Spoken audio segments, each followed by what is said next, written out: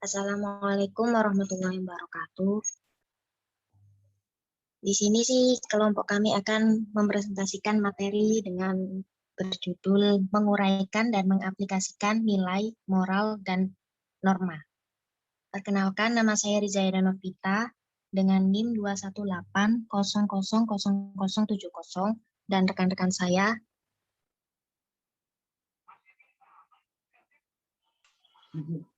Perkenalkan, nama saya Pinky Novitasari dengan NIM 21800008083.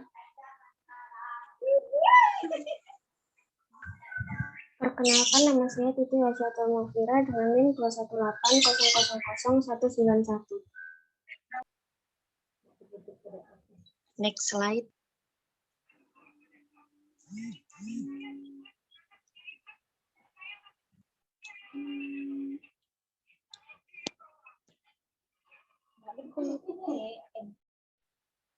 Konsep nilai. Konsep nilai menurut Jahiri diartikan sebagai harga, makna, isi dan pesan, semangat atau jiwa yang tersurat dan tersirat dalam fakta, konsep, dan teori, sehingga bermakna secara fungsional.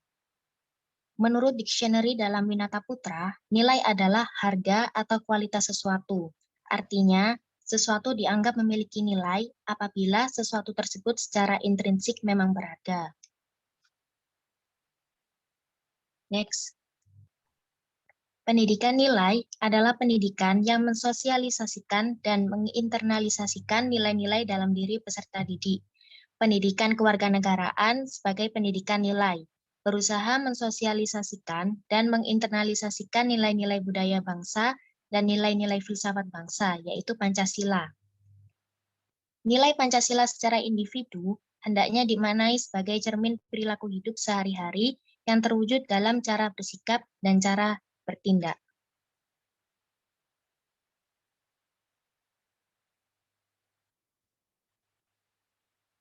Konsep norma. Berdasarkan KBBI, norma memiliki arti sebagai aturan maupun ketentuan yang sifatnya mengikat suatu kelompok orang di dalam masyarakat. Norma sosial merupakan aturan yang dibentuk karena adanya suatu kebutuhan masyarakat akan ketertiban yang ingin dicapai dalam kehidupan sehari-hari. Dan jika norma atau peraturan yang ada dilanggar, orang tersebut akan mendapat sanksi sesuai dengan kesepakatan yang sudah berlaku. Macam-macam norma. Ada norma formal dan norma non-formal. Norma formal merupakan suatu aturan yang dijalankan oleh masyarakat yang dirumuskan oleh pihak yang berwenang. Norma non-formal merupakan suatu bentuk ketentuan maupun aturan yang dijalankan masyarakat dalam sebuah lingkungan tanpa diketahui siapa yang merumuskannya. Jenis-jenis norma ada 4. Ada norma agama, norma kesusilaan, norma kesopanan, dan norma hukum.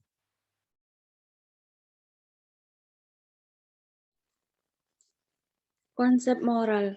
Menurut KBBI, moral ini diterjemahkan sebagai arti susila dengan pengertian umum yang dipahami masyarakat sebagai tindakan manusia sesuai dengan ide yang diterima oleh umum yang mana hal tersebut berkaitan dengan makna yang baik dan wajar. Pengertian lain dari moral adalah kebaikan yang disesuaikan dengan ukuran tindakan yang diterima oleh umum yang melingkupi kesatuan lingkungan atau juga sosial tertentu. Contoh moral. Contoh moral ada 2, yakni 1, moral murni atau juga disebut dengan hati nurani, merupakan suatu moral yang terdapat dalam tiap-tiap manusia, ialah sebagai suatu bentuk dari anugerah dan kebaikan Tuhan. 2. Moral terapan. Moral terapan ialah sesuatu yang didapat dari ajaran dari berbagai ajaran adat, agama, filosofi yang menguasai kehidupan manusia yang sesuai dengan lingkungan tempat tinggal mereka. Macam-macam pendekatan pendidikan nilai, norma, dan moral. 1. Pendekatan evokasi. Pendekatan ini menekankan keberanian dari inisiatif siswa untuk mengapresiasikan dirinya secara spontan atas dasar kebebasan dan kesempatan belajar yang diciptakan guru. 2. Pendekatan inklusi. Pelaksanaan pendekatan ini didasarkan pada sejumlah pertanyaan nilai yang sudah disusun dan dipersiapkan sebelumnya oleh guru. Pertanyaan nilai tersebut bersifat menemukan nilai yang jadi pilihannya, yaitu pertanyaan yang meminta murid menjelaskan atau mengklarifikasikan nilai yang menjadi pilihannya. 3. Pendekatan kesadaran. Pendekatan kesadaran berusaha mengungkapkan dan membina kesadaran diri atau self-awareness siswa tentang nilai-nilai tertentu yang sudah dimilikinya atau pada orang lain. 4. Pendekatan penalaran moral. Pendekatan ini berusaha menumbuhkan penalaran moral melalui suatu analisis kasus yang mengandung dilema moral. 5. Pendekatan analisis nilai. Pendekatan ini disebut pendekatan analisis nilai atau value analisis karena berusaha mengkaji atau menganalisis nilai yang terkandung di dalam suatu peristiwa atau stimulus media lain yang disiapkan oleh guru. 6. Pendekatan mengungkapkan nilai. Pendekatan ini berupaya meningkatkan kesadaran diri sendiri, meningkatkan kesadaran akan perlunya memiliki suatu nilai dan memelihara nilai pilihannya itu di dalam kehidupan sehari-hari.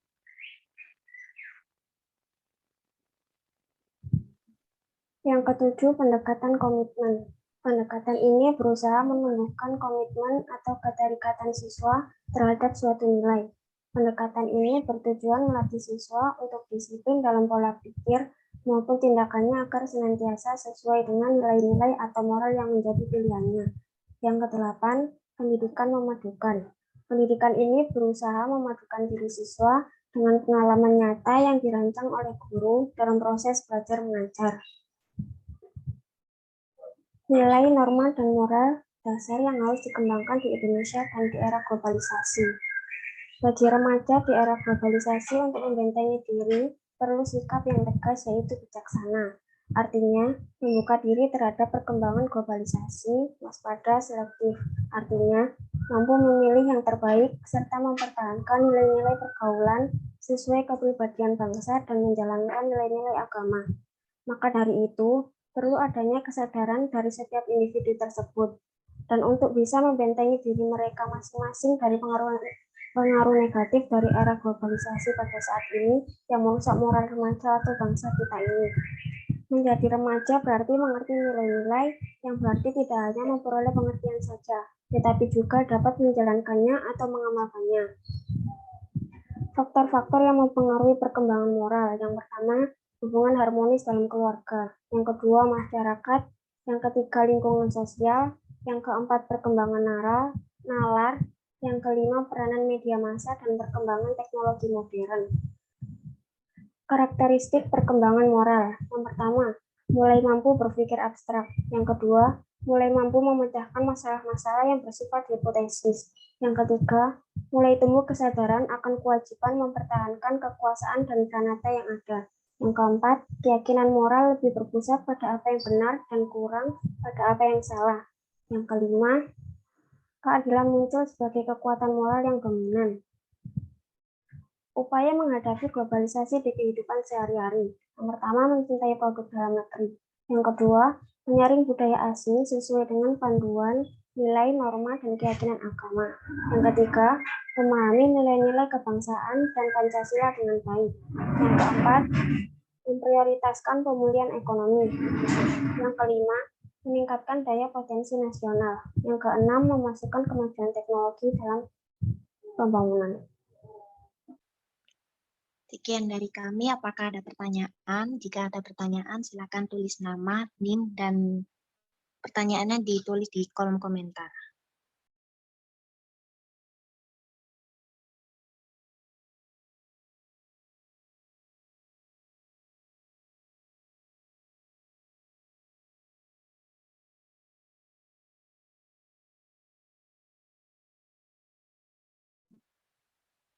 Dipersilakan jika ada pertanyaan, silakan tulis nama, NIM, dan pertanyaannya di kolom komentar. Terima kasih. Baik, Mbak.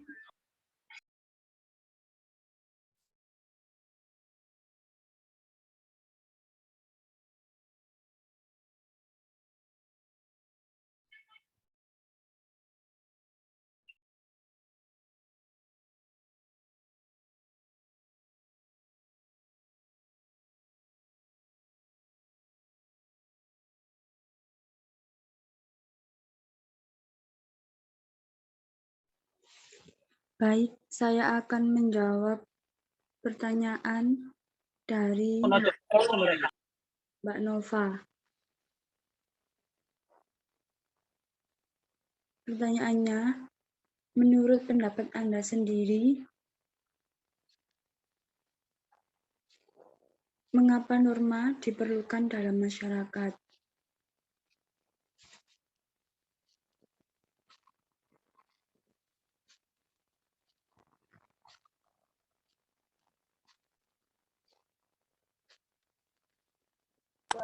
Iya, gimana? Menurut saya, karena pada intinya masyarakat kan terdiri dari manusia atau individu. Nah, manusia-manusia tersebut memiliki dua kedudukan, yakni sebagai makhluk sosial dan makhluk individu. Sebagai makhluk sosial, manusia membutuhkan orang lain dan tidak bisa hidup sendiri. Jadi, norma diperlukan dalam masyarakat untuk melindungi kepentingan manusia sehingga tercipta ketertiban serta kedamaian dalam kehidupan bermasyarakat. Gimana Mbak Nova?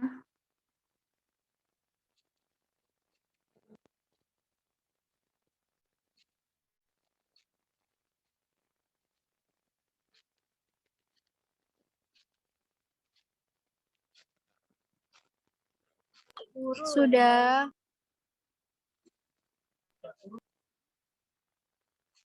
Sudah itu aja. Gimana puas dengan jawabannya? Sudah, terima kasih. Ya.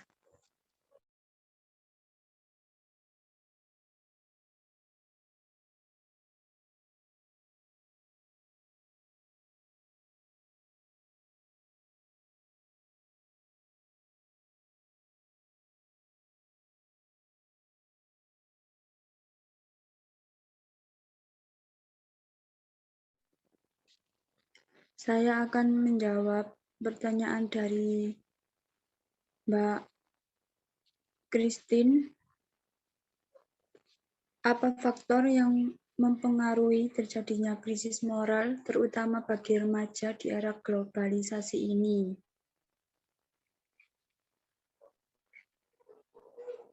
Menurut saya,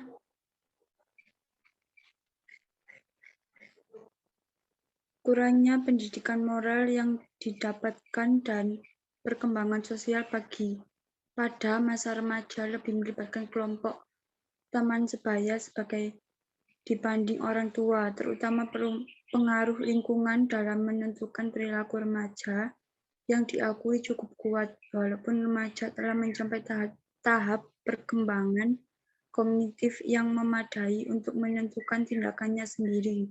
Namun penentuan diri remaja dalam berperilaku banyak dipengaruhi oleh tekanan dari kelompok teman sebaya.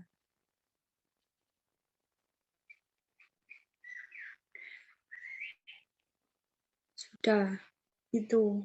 Gimana Mbak Christine? Ya, bisa diterima. Ya, terima kasih. Selanjutnya saya akan menjawab pertanyaan dari Pristin Aisyah Lutfi. Pertanyaannya adalah, sebutkan contoh moral murni dan moral terapan. Contoh moral murni itu adalah jujur, sopan santun, berakhlak baik, dan bertawakal. Karena pengertian dari moral murni itu merupakan moral yang terdapat dalam tiap-tiap manusia dengan hati nurani sebagai suatu bentuk dari anugerah dan kebaikan Tuhan. Dan moral terapan adalah sesuatu yang didapat dari ajaran dari berbagai ajaran adat, agama, dan filosofis. Moral terapan itu hasil rekonstruksi lingkungan. Oleh sebab itu terdapat dua jenis, yaitu moral baik dan juga moral buruk. Apakah bisa diterima jawabannya, Mbak Puristin? Iya, bisa diterima. Terima kasih. Ya, sama-sama.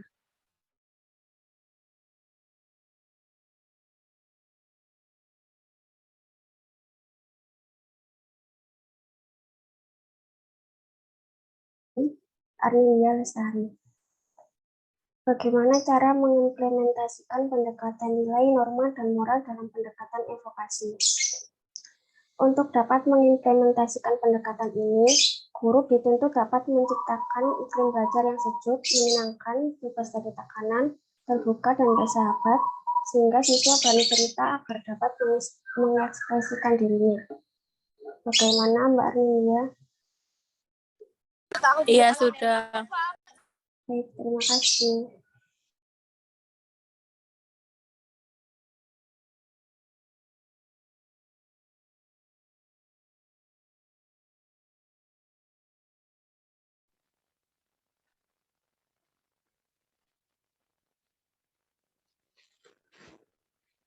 Saya akan menjawab pertanyaan dari Mbak Arum. Apa dampak pengaruh media sosial terhadap moral remaja?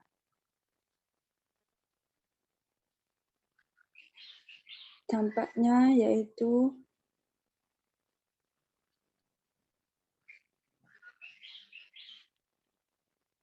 dampak dari bermedia sosial bagi remaja yaitu remaja yang tidak menggunakan media sosial dengan baik akan berakibat buruk terhadap lingkungan di sekitarnya. Remaja masa kini dapat menyebarkan dan mendapatkan informasi dengan cepat dan mudah hanya dengan menggunakan media sosial. Terlebih lagi di media sosial tidak ada filter informasi negatif yang dapat dengan mudah dikonsumsi penggunanya. Hal ini yang membuat moral anak bangsa cenderung buruk karena mereka dapat meniru informasi negatif yang tidak seharusnya mereka dapatkan dengan bebas. Sudah itu, gimana Mbak Arum? Iya, sudah. Selanjutnya saya akan menjawab pertanyaan dari Bella. Pertanyaannya adalah, sebutkan contoh pelaksanaan dari norma kesusilaan. Contohnya, membantu orang lain yang membutuhkan, menghormati sesama manusia, meminta maaf jika berbuat kesalahan, tidak mengambil hak orang lain, berbuat baik kepada orang lain tanpa melihat jabatan dan kedudukan seseorang. Bagaimana Mbak Bella, apa bisa diterima jawabannya? Ya, sudah. Terima kasih. Ya, sama-sama.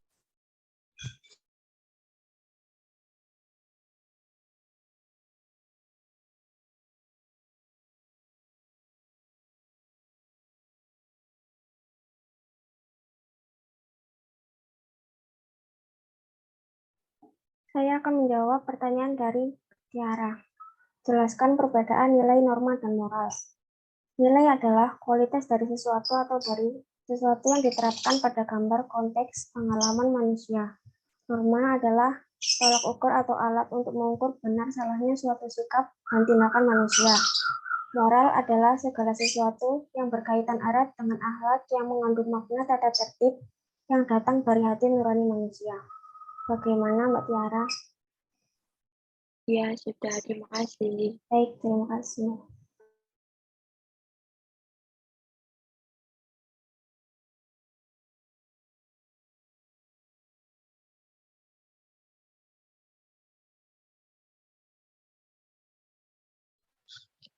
Pertanyaan dari Dinda, berikan contoh dari pendekatan evokasi dan pendekatan inklusi.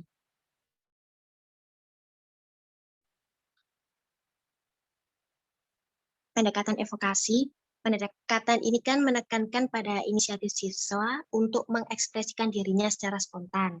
Misalnya, dengan cara melatih siswa untuk dapat menyatakan dirinya, apa yang menjadi pemikirannya, dan mengungkapkan perasaannya. Pada dasarnya, pendekatan ini merupakan salah satu bentuk pendewasaan agar terbiasa dalam merasakan manfaat situasi seperti itu. Sehingga untuk masa-masa yang akan datang, mereka pun dapat berbuat yang sama atau bahkan melebihinya. Pendekatan inklusi. Pendekatan ini didasarkan pada sejumlah pertanyaan nilai yang telah disusun terlebih dahulu oleh guru. Jadi, guru ini memberikan beberapa pertanyaan, kemudian yang dapat digunakan untuk mempengaruhi sekaligus mengarahkan siswa kepada suatu kesimpulan nilai yang sudah direncanakan. Hal ini juga menentukan ke arah mana siswa akan dibawa atau diarahkan dan dikondisikan secara halus dan hati-hati. Bagaimana Mbak Dinda? Iya, sudah. Makasih. Iya, sama-sama.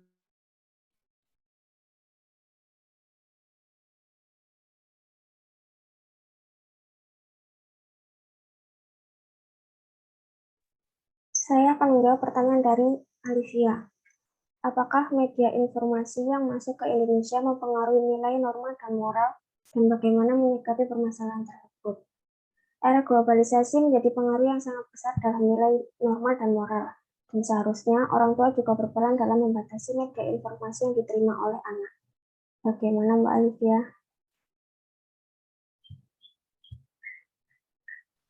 Baik, terima kasih. Baik, terima kasih.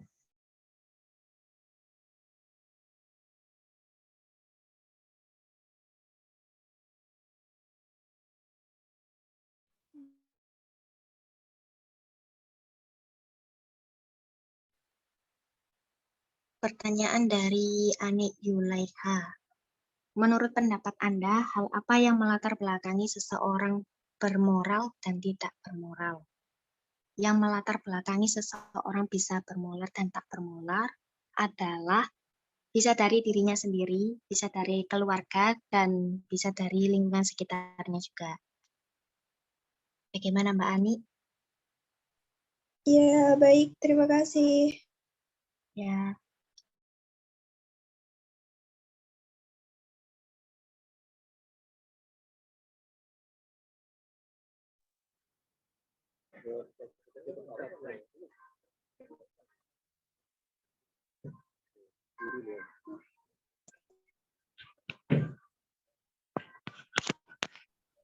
Saya akan menjawab pertanyaan dari Faisal. Menurut kelompok Anda, apa salah satu solusi untuk memecahkan masalah norma agama yang ada di Indonesia? Untuk memecahkan masalah norma agama yang ada di Indonesia yaitu dengan memperdalam ilmu agama yang dianut, menambah ketaatan dalam beribadah, bertobat, dan menambah iman kepada Tuhan Yang Maha Esa. Bagaimana Mas Faisal? Ya, terima kasih. Baik, terima kasih.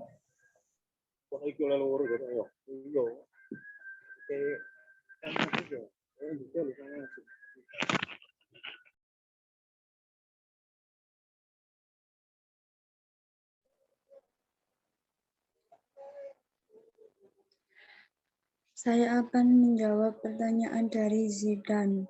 Dalam kehidupan bermasyarakat, orang yang tak bermoral disebut sampah masyarakat. Bagaimana menurut Anda tentang hal tersebut? Menurut saya, manusia yang tidak memiliki moral disebut amoral. Artinya dia tidak bermoral dan tidak memiliki nilai positif dalam pandangan manusia lainnya. Tanpa moral, manusia tidak bisa melakukan proses sosialisasi. Gimana? Iya, Mbak. Sudah, Mbak. Baik, terima kasih.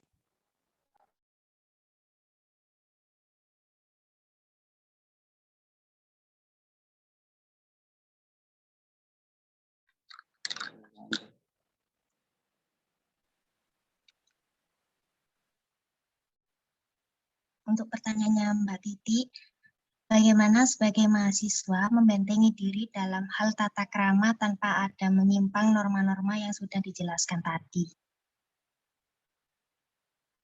Guna membentengi diri dari dampak teknologi yang kurang baik tersebut perlu membangun karakter yang kuat bagi para peserta didik. Penanaman nilai-nilai kepribadian, salah satunya dengan meningkatkan tata krama peserta didik. Karena tata krama, etika, atau sopan santun adalah suatu tata nilai yang dijadikan sebagai pedoman dalam berperilaku.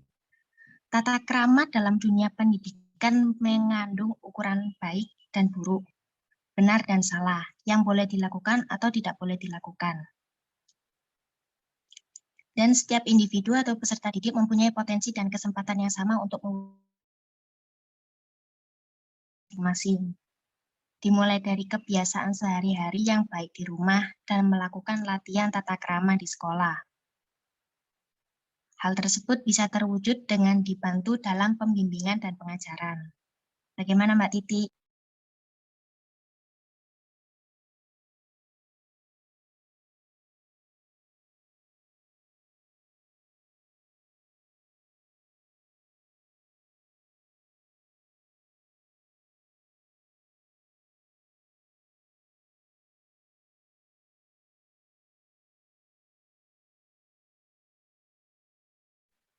Mbak Titi, apa bisa diterima jawabannya?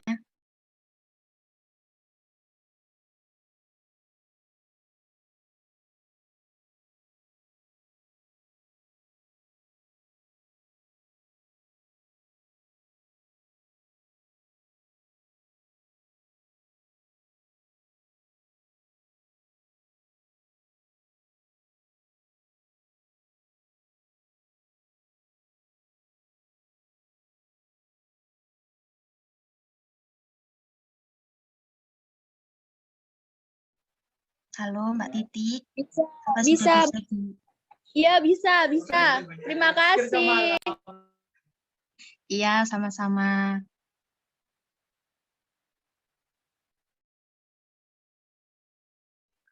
Pertanyaannya sudah terjawab semua ya. Sekian dari kelompok kami. Apabila ada salah kata, mohon dimaafkan. Wassalamualaikum warahmatullahi wabarakatuh. Terima kasih teman-teman. Waalaikumsalam warahmatullahi wabarakatuh. Wabarakatuh. Sama-sama. Waalaikumsalam warahmatullahi wabarakatuh. Satu. Cari kacau.